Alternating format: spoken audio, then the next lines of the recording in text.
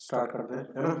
हम लोग soil mechanics पढ़ेंगे और सॉइल मैकेनिक्स में बहुत सारे टॉपिक हैं जो हमको कवर करने हैं, जिसमें से कुछ कुछ टॉपिक हम लोगों ने पहले देखे भी हैं स्टार्टिंग में।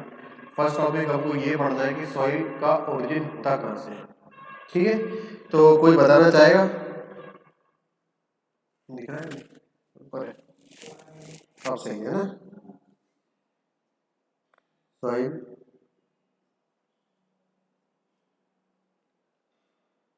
सॉइल मैकेनिक्स हम पढ़ रहे हैं। हमको जानना है कि सॉइल का ओरिजिन क्या है। कोई बताना चाहेगा कि सॉइल का ओरिजिन क्या है? हाँ, सॉइल कहाँ से आती है, कैसे बनती है? चट्टानों से। हाँ, रॉक्स से बनती है। सॉइल का ओरिजिन कहाँ से है? रॉक्स से। रॉक्स से कैसे है? चट्टानों से कैसे बनती है, ये भी बताना चाहेगा? तोड़कर। तोड़कर अपन कहते हैं उसको वेदरिंग। क्या कहते हैं? क्या कहते हैं अपन? वेदरिंग। मतलब सॉइल कहाँ से फॉर्म होती है? वेदरिंग ऑफ रॉक्स से। ये बात समझ में आई कि नहीं आई? पक्की बात है। अब किसी भी एरिया से अगर सॉइल फॉर्म हो रही है तो उसमें किस किस वजह से सॉइल फॉर्म हो सकती है, ये बात बता सकते हो कि किस किस वजह से सॉइल फॉर्म हो जाएगी?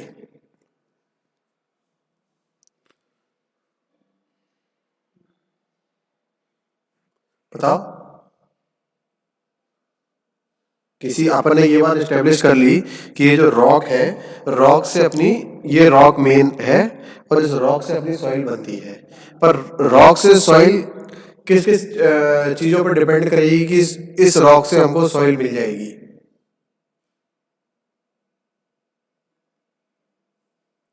बताओ। हाँ, सोचो कुछ भी। सबसे पहले तो मेरे ख्याल से इसी बात पर डिपेंड करेगी कि रॉक किस प्रकार की है। हाँ, टाइप ऑफ। जिस प्रकार की रॉक रहेगी, अगर ज्यादा हार्ड है तो कम क्वांटिटी में सॉइल बनेगी, पर अगर सॉफ्ट रॉक है तो आसानी से सॉइल बन जाएगी। पक्की बात है। हाँ, और इसके अलावा और सोचो क्या वजह हो सकती है कि मिट्टी बन जाए?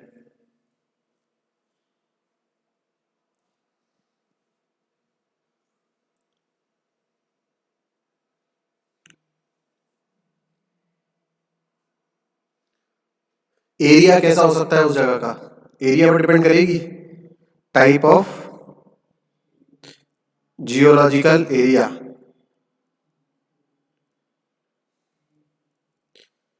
वो क्षेत्र कैसा है, उस क्षेत्र में मिट्टी बनने के चांसेस है भी या नहीं है? नहीं तो रॉक अपनी स्थिति में ही रहेगी। ठीक है, उस एरिया के साथ एंड जियोलॉजिकल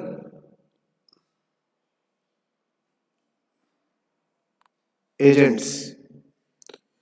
जो भी वजह, जियोलॉजिकल एजेंट कौन कौन होंगे? जिस भी वजह से आपकी सॉइल फॉर्म होगी। ठीक है ना।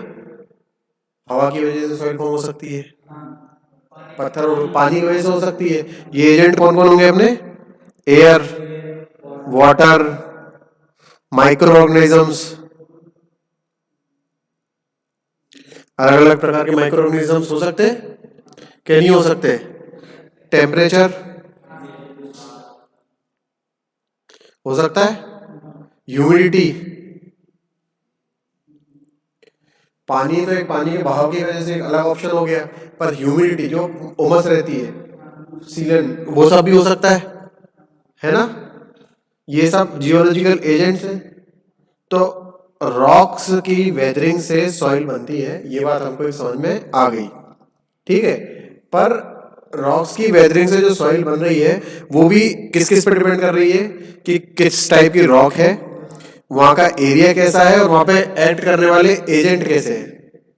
आई बात समझ में? उसके बाद एजेंट कौन कौन है वो भी डिपेंड कर रहा है। जैसे एयर है, वाटर है, अलग अलग प्रकार के ऑर्गेनिजम्स हैं, जिसमें माइक्रो ऑर्गेनिज्म भी हो सकते हैं और मैक्रो भी हो सकते हैं, मतलब बड़े लोग, जैसे हम लोग बड़े ऑर्गेनिजम्स, वो भी करते हैं ना कुछ तो अपन मिट्टी के साथ करते ही है। एक जगह से एक्सकेवेट करते हैं, दूसरी जगह लेके जाते हैं। छोटे छोटे माइक्रो ऑर्गेनिजम्स भी मिट्टी पे रिएक्ट कर रहे हैं, वो कोई मिट्टी को खा रहा है। छोटे मीडियम साइज के माइक्रो ऑर्गेनिजम्स, अर्थवर्म वगैरह जो भी है। तो कुल मिला के जितने भी माइक्रो ऑर्गेनिजम्स हैं वो सब भी टाइप अलग अलग प्रकार के जियोलॉजिकल एजेंट्स हैं। टेम्परेचर है, पानी गिरेगा, टेम्परेचर होगा, मिट्टी रॉक एक्सपांड करेगी, फिर वापस श्रिंक करेगी। तो उस एक्सपांशन और श्रिंकेज के कारण भी क्या होगा, सॉइल फॉर्म हो सकती है। हो सकती है कि नहीं हो सकती है? ठीक है। तो कुल मिला के बात ऐसी है कि अलग अलग टाइप ऑफ रॉक, अलग अलग एजेंट, और अलग अलग एक तीसरा तरीका ये भी हो सकता है, mode of formation. Mode of formation का मतलब कि इन सब एजेंट्स और की वजह से जब रॉक बनी तो किस तरीके से बनी। जैसे फॉर एग्जांपल अपन खाना बनाते हैं, कोई भी एक्स वाई जेड, अगर अपन एक सब्जी बना रहे हैं तो उसमें मसाले कम ज़्यादा कर दो तो सब्जी का स्वाद बदल जाता है। वही सब्जी है, वही मसाले हैं, पर उन्हीं चीज़ों को कम ज़्यादा कर दो तो सब्जी बदल जाती है। बदल जाती है कि नहीं बदल जाती? जैसे अगर अपन आलू की सब्जी बना रहे हैं तो आलू की सब्जी में थोड़ा ज़्यादा तीखे मसाले कर लोगे तो वो दम आलू जैसी लगने लगेगी, और कम मसाले करोगे तो घर की सादा सिंपल आलू टमाटर की जीरा आलू की सब्जी हो जाएगी। डलना वही है, चार मसाले। उसी तरीके से ये जितने भी एजेंट्स हैं, ये जिस जिस प्रकार से एक्ट कर रहे हैं रॉक पे, काहे के क्या करने के लिए, वेदरिंग करने के लिए। ये वेदरिंग लिखा है देखो, है ना? तो वेदरिंग करने के लिए जिस भी प्रकार से एक्ट करेंगे उस प्रकार से टाइप ऑफ सॉइल बदल जाएगा। मिट्टी बनेगी, पर हो सकता है कि अलग फैक्टर की वजह से अलग प्रकार की मिट्टी बने और अलग फैक्टर की वजह से अलग प्रकार की मिट्टी बने। ये बात समझ में आ गई? पक्की बात है। अब देखो एक चीज ये समझाता हूँ कि जो वेदरिंग होती है,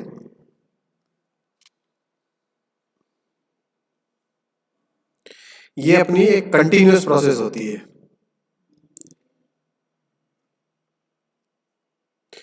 हिंदी में बोले तो सतत प्रक्रिया। पत्थर से मिट्टी बनती ही रहती है, क्योंकि हर वक्त हवा लग रही है, हर वक्त पानी लग रहा है ना।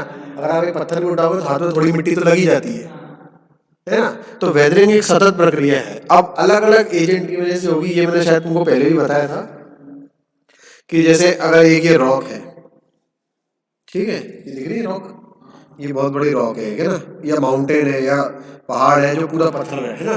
अब इस पे अलग अलग प्रकार के एजेंट एक्ट करेंगे। एजेंट जो अपन ने अभी पहले देखे कौन कौन से, ये अपन ने देखे थे, एयर, वाटर, है ना। ये सारे के सारे एजेंट उनको अलग अलग पॉइंट पे एक्ट करेंगे। अब ये एजेंट करने से क्या होगा, ये मिट्टी यहाँ से, इसका इरोजन होएगा, होएगा, मिट्टी यहाँ से बह के जाएगी, नीचे आ जाएगी, यहाँ पे आ जाएगी, ठीक है। अब यहाँ से मिट्टी क्या होगी, ट्रांसपोर्ट हो सकती है एक जगह से दूसरी जगह। आदमी उठा के ले जाएगा, मिट्टी की जरूरत पड़ेगी तो हवा के साथ चली जाएगी। यहाँ से हो सकता है कोई नदी हो तो पानी के साथ चली जाए, ठीक है।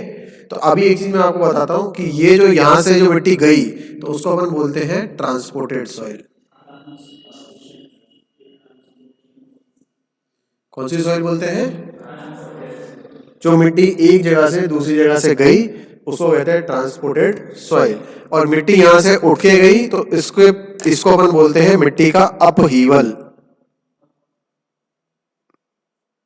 UPHEAVEL, मतलब मिट्टी उठी और एक जगह से गई।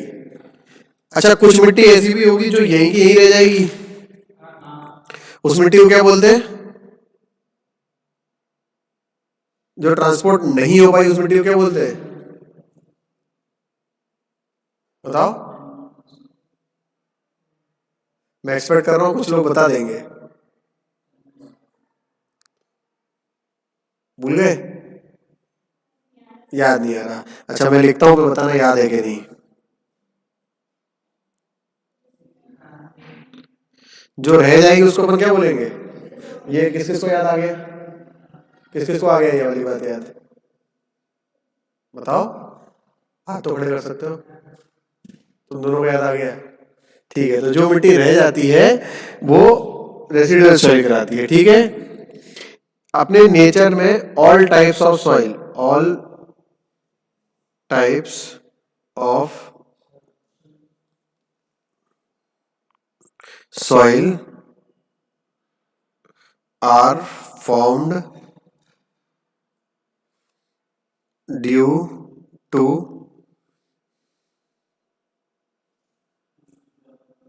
geological cycle, CYCLE है ना, साइकिल ऑफ वेदरिंग। वेदरिंग का जो साइकिल है, रॉक से सॉइल इरोड होगी, अलग अलग एजेंट कुछ भी हो सकते हैं आपके, है ना, एयर हो सकता है, वाटर हो सकता है ना, ऑक्सीजन, नाइट्रोजन, जो भी है, कुछ भी हो सकता है आपका एजेंट, है ना, जिस भी वजह से केमिकली हो सकती है, कोई फिजिकली लेके जा सकता है। तो इन सब की वजह से, वेदरिंग की वजह से ही आपकी क्या होती है, वेदरिंग की वजह से सभी प्रकार की सॉइल फॉर्म होती है। आई बात समझ में कि नहीं आई? अभी बात करते करते अपन ने एक चीज करी कि सॉइल अलग अलग एजेंट की वजह से फॉर्म होती है, और वो एजेंट आपके फिजिकल एजेंट हो सकते हैं, हो सकते हैं। फिजिकल एजेंट मतलब भौतिक, मतलब जो खुद आके सॉइल को रॉक, जैसे ह्यूमन बींग्स फिजिकल एजेंट में आएंगे, आएंगे कि नहीं आएंगे? पक्की बात है। फिर इसके अलावा और कौन कौन आ सकता है फिजिकल एजेंट में? विंड आ सकती है, पानी आ सकता है, आ सकता है कि नहीं आ सकता है? तो फिजिकल एजेंट वेदरिंग के लिए रिस्पॉन्सिबल है, ये बात एग्री करते हो? फिजिकल एजेंट में कौन कौन आएगा ये बताओ? विंड या एयर आ जाएगी, इसके अलावा और कौन आ जाएगा? वाटर आ जाएगा। और बताओ? टेम्परेचर फिजिकल एजेंट में आ जाएगा। और कौन आएगा? हाँ, वाटर, विंड और एयर तो हो गया ना बेटा अपना। नहीं, ऑक्सीजन नहीं आएगा। ह्यूमन एक्टिविटीज आ जाएगी,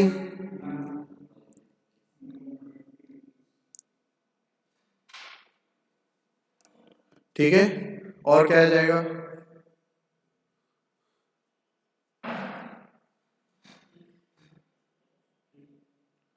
इसकी वजह से हो सकती है वेदरिंग।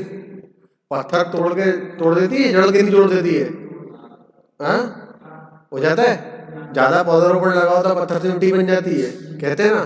तो ये भी फिजिकल एजेंट में आएगा कि नहीं आएगा? ठीक है। इसके अलावा वेदरिंग केमिकल एजेंट की वजह से भी हो सकती है कि नहीं हो सकती?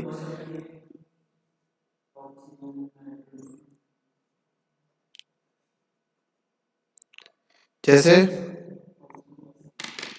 केमिकल एजेंट में ऑक्सीजन हो सकती है, नाइट्रोजन हो सकती है, और पानी। पानी केमिकली, पानी भी केमिकल है ना, तो पानी कर देगा कि नहीं करेगा? पानी कर देगा। और हाइड्रोजन से, या विभिन्न प्रकार के जिन भी केमिकल से पत्थर टूट सकता हो, मतलब टेक्निकल भाषा में पत्थर की वेदरिंग हो सकती हो, तो उसको क्या कहेंगे? Chemical agents. वो सारे एजेंट्स हैं जिनकी वजह, ये सारे जो यहाँ लिस्ट है वो सारे एजेंट्स केमिकल एजेंट्स हैं जिनकी वजह से वेदरिंग होती है, ठीक है। आई बात समझ में? इसके अलावा एक प्रकार के और एजेंट हो सकते हैं, बायोलॉजिकल।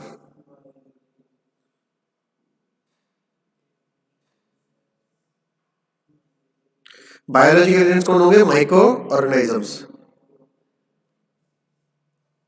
होंगे, जितने भी माइक्रो सूक्ष्म जीव है वो सभी वेदरिंग एक्शन कर सकते हैं, है ना। तो वो सारे के सारे इसमें आएंगे, आएंगे कि नहीं आएंगे? पक्की बात है। तो ये सारे के सारे एजेंट्स होते हैं जो सब सॉइल के फॉर्मेशन के लिए रिस्पॉन्सिबल होते हैं। सॉइल फॉर्म होती है वेदरिंग एक्शन के कारण, ये बात समझ में आई?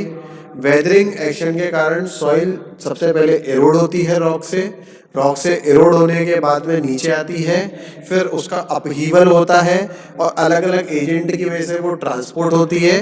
तो उस कारण से जो सॉइल एरोड होने के बाद में जिसका ट्रांसपोर्टेशन हो गया, उसको अपन कौन सी टाइप की सॉइल कहते हैं? Transported soil.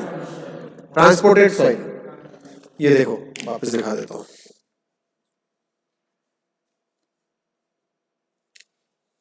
ठीक है, दिख रहा है? इरोड होने के बाद जो सॉइल का अपहीवल हो गया, वो सॉइल कौन सी सॉइल कहलाएगी अपनी? Transported soil. और जो सॉइल वहीं के वहीं रह गई उसको कहेंगे रेसिडुअल सॉइल। अच्छा एक बात बताओ, कौन सी मिट्टी की क्वालिटी ज्यादा अच्छी होगी? रेसिडुअल सॉइल की क्वालिटी ज्यादा अच्छी होनी चाहिए, ट्रांसपोर्टेड सॉइल की क्वालिटी ज्यादा अच्छी होनी चाहिए? ज्यादा मिनरल्स, ज्यादा एनरिचिंग क्वालिटीज किस में होनी चाहिए? रेसिडुअल में नहीं होनी चाहिए। कारण एक ही जगह है ना? जैसे बहुत सारे बच्चे भी घर पे थे तो वो रेसिडुअल फॉर्म में थे, जब यहाँ ट्रांसपोर्ट हो गया है तो ये तो नॉलेज मिलेगी, सेम सॉइल के साथ है, अलग जगह ट्रेवल करेगी तो उसको नॉलेज मिलेगी, है ना? तो अलग अलग मिनरल्स अपने ट्रांसपोर्टेशन में वो एक्वायर करेगी, मिनरल रिच बनेगी। पर जो रेसिडुअल सॉइल है जो वहीं की वहीं रहेगी कि क्या कर रहे थे, घर पे बैठे थे, समझ रहे हो? उसकी क्वालिटी कम अच्छी होगी। आई बात समझ में कि नहीं आई? पक्की बात है। इसके बाद अपन देखेंगे अलग अलग प्रकार की सॉइल। अब देखो, जब जो रेसिडुअल सॉइल है वो कैसी सॉइल है? जो आपका वहीं के वहीं है, मतलब जहाँ से इरोजन हुआ वो वहीं रह गई। पर ट्रांसपोर्टेड सॉइल अलग अलग जगह जाएगी, नदी के साथ जाएगी, तो नदी के किनारे की मिट्टी अलग होती है, चिकनी। नदी के नीचे मिट्टी अलग होती है, रेत। ठीक है। एक दूसरी प्रकार की मिट्टी होती है काली मिट्टी, वो अलग होती है। लाल मिट्टी अलग होती है। समुद्री मिट्टी अलग होती है। हवा के साथ जो रेत बहती है रेगिस्तान वाली, वो अलग होती है। समुद्री रेत अलग होती है, रेगिस्तानी रेत अलग होती है। तो इतने प्रकार की मिट्टी बन सकती है ट्रांसपोर्ट होके, और इसके अलावा भी और प्रकार है। तो अपन इसके बाद अपन ये देखेंगे कितने प्रकार की कौन कौन सी मिट्टी हो सकती है। ठीक है ना? अभी जो पढ़ाया वो समझ में आ गया? पक्की बात है? चलो बहुत बढ़िया। अब मैं क्या करता हूँ,